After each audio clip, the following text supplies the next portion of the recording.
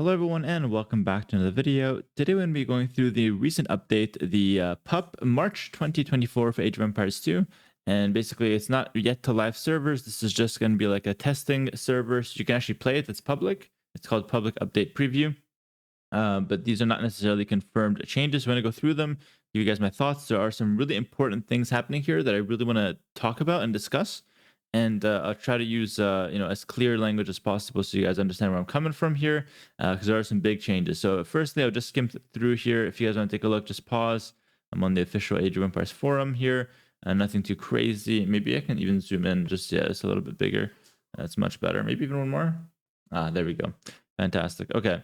So overall, nothing too crazy so far. We're actually gonna skip down here to this past Xbox to the gameplay section. So these are quality of life changes, and they're basically guaranteed to be game breaking. It depends on what you want to. It depends on what kind of player you are, but no matter what player you are, this will be an important change to take note of. So. I'll go through them, then I'll give you guys my extended thoughts. So, firstly, they added a new drop-off resources command for villagers and fishing ships. It makes the units take the resources they are carrying to the nearest drop-off building and return to work right away. So, obviously, this is really good for efficiency. You get to select 20 villagers, click that one button, and then all those villas drop off the resources at the most efficient drop-off site. And then we have a new seek shelter command for villagers. So the behavior is similar to Town Bell, but only the selected villagers will seek to garrison into nearby buildings. This new feature is only supported on PC for now. Xbox will be supported soon. So just for example, you take 10 villas on the woodline that's getting attacked. You click that one button. You have a tower and a town center. 5 go to the tower, 5 go to the town center. That's how it's supposed to work. This also works with Khmer houses, so keep that in mind. And obviously, you can select 20, you can select 60 villas, as many as you want. It's much more efficient than Town Bell. Then they added a new all back to work command for garrisonable buildings. The command sends back to work all garrison villagers from this building and all nearby buildings within 25 tiles range, same range as the Town Bell. This new feature is only supported on PC for now. Xbox will be supported soon. So all back to work is really important. So when you have, let's say, 3 town centers that are all garrisoned after a big raid. Usually, when I do coaching and stuff, I tell my students or whatever coaches, I tell them go through each town center and get everyone back to work because that's the best way to do it. Get back to efficiency. Now all you have to do is click one button, and yeah, you just ungarrison everything. I believe that's how it works. Yeah, the command sends back to work all garrison villages from this building and all nearby buildings. So you click one town center, all go back to work, and it takes that town center and the other 3 or 4 that you have in a tower, and it sends everything back to work as well there. So one button. This is not big because you can just select all TCs, then click go back to work, and it does the same thing. But this just makes it easier. Next, units in line formation will only group into a column after a move or attack command of more than 30 tiles instead of 10 tiles previously. Ooh, that's really good. That's actually great. So basically, before when you clicked your cav archers, your archers far, they go from like column to line, and that makes them like do weird pathing, and you just like get destroyed. And that was 10 tiles before, now it's 30 tiles. It's actually a great change, so well done there. Upon reaching Town Bell, villagers that have no available garrison slots for them will still walk to the nearest garrisonable building and stay idle. Deactivating Town Bell brings them all back to work. This is great for new players, especially. Town Bell before only took villagers up to what you can garrison. If they have one town center, it only takes 15. Now it takes everyone back, and they just stay idle in the 25 tower radius, of course, and then they just stay idle there under the TC. So I think it's better. So you know all your villas would be safe. It's mainly for your newer players. When tasking a group of units to garrison into a siege unit or a transport ship, units will automatically spread themselves out to garrison into nearby siege or transports of the same type. The old behavior of only garrisoning into the single target is now controlled by holding control when clicking on the garrison target. This is pretty problematic as well. And you'll see why in a second. I'll go through them a bit later. Drag selection when holding down Alt with selection modifier hotkeys setting enabled will no longer select mule carts and herdables. That's pretty good. Now only civilian unit classes are selected. Villages, fishing ships, trade units, herdables can still be selected when there are no civilian units in selection though. Okay. Healing a damaged mule cart by garrisoning it into building no longer costs resources. Okay. Siege weapons now do full damage within the radius of a projectile instead of at the center point only. What? What? That's insane. SO just got way stronger. Wait, that's way too broken. What? No, that cannot full damage within the radius. So SO shot is like huge. It does this full damage at all points. That cannot be right. Like I don't even want to see what torsion engines looks like. I must be mistaking this. Please, if I'm not mistaken this, that cannot go through. That is terrible. If I'm mistaking it, let me know in the comments. Town centers will hit closer targets more reliably now. Excellent change. Love that. Drop relic button and hotkey are now available when having monks and monks with relic selected together. Okay, it just makes the one with the relic drop the relic. We made the following cheat codes available for all players. Okay, grab your pitchforks, turns on all the players, villages, and Flemish militia. Okay. My CPU can handle it. The player's population cap increased to 1,000. Ah, that's fun. Flemish reformation transforms all villagers into monks. Oh, okay, that's very nice. I really like those. Actually, I might make some videos with those guys. Okay, so let's go over, back to serious talk here. Let's go over to why these changes are absolutely game breaking. So first of all, this one, the drop resources thing for villagers. This is actually completely broken in games where you have to drop off resources like Chinese, Aztecs, and stuff. You can have perfect efficiency with your villager because you just click one button, it drops off and goes back right away. Also on your woodlines, you can just like, there's two villagers that are trapped. You just take those two villas, spam this button, and then they fix themselves right away. So it's a really nice quality of life, but abused at top level will just make the builds even sharper because now we're losing literally zero because it's AI playing. We're losing zero resources having to click and drop. We just click that and the most efficient path is taken right away. So this is great for new players. Again, that's why I said it depends what you're coming from. Either way, it's game breaking, right? For new players, this is amazing. This will help you guys, develop more smoothly. But for pro players, it would just be abused to get the tightest builds possible, the inhumanely tight build orders, which I'm not really excited about. I think part of managing your economy was a skill. And now the problem is not that it's a skill. It's like, it's okay to help out. I don't mind to help out. I just don't like how inhuman it's going to be, how tight the builds will be after this, after we get good at this. So I'm really worried about that potentially. I liked having a little bit of downtime on that. So like if you force drop, you're actually losing resources. Now you're literally not because it's an AI doing it. And then the seek shelter command for villagers sounds really good, but this is actually terrible because, or like for pro play again, for new players, it depends how you look at it. For new players, this is great.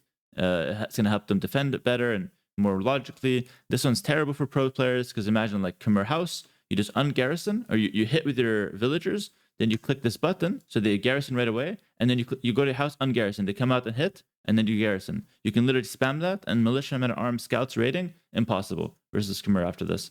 Now you have to like take the villas, manually garrison.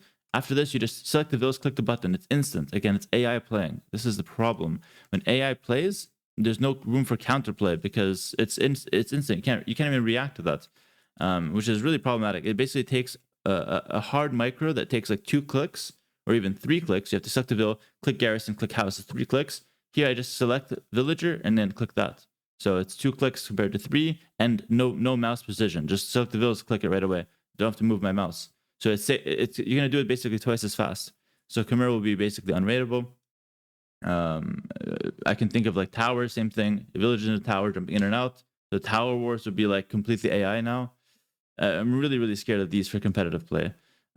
All back to work is not a big deal. Again, this is something you can do earlier, and this is the big one. Villagers in a So when tasking a group of units to garrison to siege tower, this is also really problematic, and I'll show you why here. So this is a video from Red Phosphor, and he will show us exactly why this is problematic. You click the units, they select into 1 ram, and then they spread themselves out instead of going to 1. Then he moves forward, and he just ungarrisons, shoots, clicks back to garrison, everything goes back in. Shoots, garrison, 0 counterplay. It's AI playing, as always. And he was already abusing this strat before, but before you can only do it with 1 ram, now you can do it with 5, 10 rams, as many as you want. And you can see it's just instant.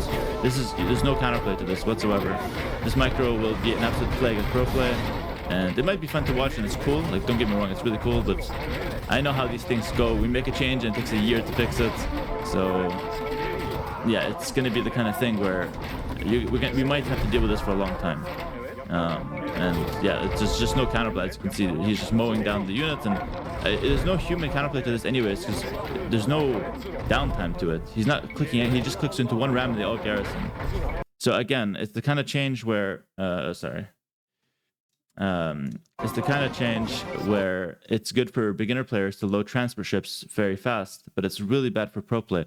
The problem with quality of life changes, you have to be really careful, because we love to help new players get better, and I do a lot of coaching. I know what is needed for new players, but you have to keep in mind, like the pros are like literally degenerates. Like, we're basically just crack addicts looking for the next dose, the next little thing that we can shave off some efficiency on our game. And if you give us big things like this is not crack, this is what's even heavier, all right? Then we're gonna literally consume it to, like, we're gonna abuse it to bounds unknown to the casual player, right? So the problem here is, like, any quality of life feature has to be really thought out to not disturb pro play. It needs to make the game easier, not make the game more efficient. And that's a really big deal. And that's why I think these changes would be absolutely great game breaking. I hope that they can review this. I don't know how. If they want to ask me, I don't mind helping even, but please review it. Please be mindful of this. This is absolutely going to ruin pro play if you're not careful. I still think you can do nice quality of life changes for like beginners and new players. That's great. Actually, I'm in favor of that. Like auto scout, I was in favor, no problem. But careful with that, with the pro play. Like pro players will abuse this 100%, and it's going to be really bad. And especially on the ladder, like not even pros. Pros will start, then the 1600 players, and then the 1200s, and then the 1Ks will eventually be good enough to abuse this. So it does trickle down. It's just going to start with the pro players, and you gotta really watch out for that. Fixes I'm not going to go through. I'll just scroll them. If you want to pause, you can check that out. There you go. General changes, campaign stuff, no problem. All right, balance changes. We'll go through these fast. I think it's rather quick. Georgians no longer start the game with minus food penalty, 50 food penalty. That's really good. I like that. Cavalry generates 5, 10, 15 per minute. In feudal, a change to cavalry generates 15% HP per minute. Ooh, I like that. That feels much more fair. Oh, that's good. I don't know the numbers on this. This could be broken and I'm not realizing it yet. Because 15 HP, 15% of a unit with 100 HP is 15. So this scales better. Yeah, okay. So this is weak early. I don't know if it's weaker than 5, but it's rather weak early, but much better in late game. Actually, no, this is really strong in Dark Age now, because this affects in Dark Age. So Scout regenerates in Dark Age. Never mind. I don't like this change, because this makes the Georgian Scout regenerate in Dark Age, which is completely unfair. He just Scout fights and wins every time. So you can never fight the Georgian Scout, basically. Think of arena team games. They win every Scout war. 1v1s, they win every Scout war. You have to be careful. He also he'll run and hit your villager in Dark Age every time, and then heal up the HP as well. So this is going to be really cheesy. So I don't like this change, actually. They should start it in Feudal Age. If they start it in Feudal Age, it's fine. If I'm reading it correctly, then it doesn't specify Feudal Age, so I'm not sure. If it starts in Feudal, all good. Elite Monaspa train time from 11 to 14 seconds. That's a pretty good change. And Elite Monaspa nearby unit requirements for additional attack increased from 5 to 7 units. Both good changes. This is nice because it forces you to commit more to the unit before getting the benefit. Before you get the benefit too quickly. 6 units already have the +1 attack. Now you need 8. It's the 7 + 1, of course. Incas fixed a bug with the food discount wasn't resulting in incorrect cost values for Eagle Warriors and Skirmisher Line. New food cost 21 in Feudal Age, 20 in Castle Age, 19 in Imp. Sure. Italians, Genovese crossbow and train time decreased from 18 seconds to 14 seconds. That's actually pretty good. The Genovese crossbow were pretty underused. This is going to help us mass them. I like this change. Just a small buff to Italians. That is reasonable. And then Tatars, Flaming Camo no longer requires Timurrid Siegecraft to be trained at castles, but now becomes instantly available at the Siege Workshop when reaching the Imperial Age. Oh, that's pretty interesting. Okay. And Flaming Camo train time increased from 20 seconds to 30 seconds. We might see Flaming Camo a bit more. I'm not sure. I know the unit's broken in deathmatch. If you guys saw my 1v2 on Vici, you'd know. That's very fun. We'll see. No strong feelings about that. All right. General fixed an issue with lobby would not be private if selecting visibly private. Okay. AI, you can check it. Pathfinding, okay. Military units will now more readily attack a specific right-click unit instead of freezing or attacking an alternate unit. That's very good. We're playing on that on Hidden Cup patch, by the way. We've played on it the whole tournament. However, units will still attack alternate units as usual if they're part of a large group or the intended target is impossible to reach. Okay, they just have to make it that on stand ground, it doesn't hit other units. When a right-click command Attack command is sent to a unit that is temporarily not possible to path through. Units on stand ground will attempt to attack the selected target for longer before attempting to switch to another target. Okay, this is good. Yeah, great. Great fixes. Nice. Great fixes. Okay, not gonna screw through that, and that's pretty much it. So yeah, that's it for this video. Thank you so much for watching. By the way, it's a rather serious tone for me. Nothing too crazy. I'm not upset or mad or anything like that. It's just that it's early morning, so I want to get a patch video out like that. I've been up since 6 a.m. actually, but yeah, not mad or anything. Just like worried about like the future and how these changes could affect the pro scene. But I do recognize that it's nice to see quality of life features for beginner and new players. Keep in mind, I do a lot of coaching here, so I kind of know what's going on for the new players as well. And yeah, thanks so much for watching, guys. Make sure to like, comment, subscribe. Let me know in the comments if you guys agree or disagree with some of my takes, and what maybe something as I missed and stuff like that. You can let me know about that as well. And yeah, I just really hope that before they put out the real patch, I hope some of these changes get revised at least a little bit to prevent the abuse that we saw in the video. Shout out Red Phosphor on YouTube as well. Take care, guys. Thanks for watching, and bye bye.